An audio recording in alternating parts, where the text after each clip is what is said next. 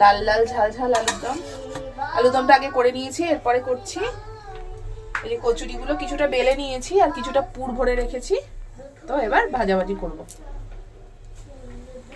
হয়ে গেছে, ফুলেছিল ভালোই, দেখো কেমন হয়েছে। আর একটা হচ্ছে, তুমি খেতে বসে যাও, আলুর দমটা দিয়ে দিই।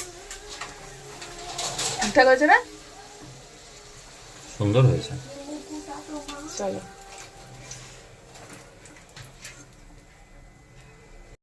এই 6টা মতন ভাজা হয়ে গেছে, এখন আগে হাজবেন্ডকে খেতে দিয়ে দেবো। আর আমাদের বাড়িতে একটা ছোচা এসছে, ওই যে ছোচার পাটা দেখা যাচ্ছে, নিচে একটা ছোট ছোচা আর ওপরে একটা বড় ছোচা বসে আছে।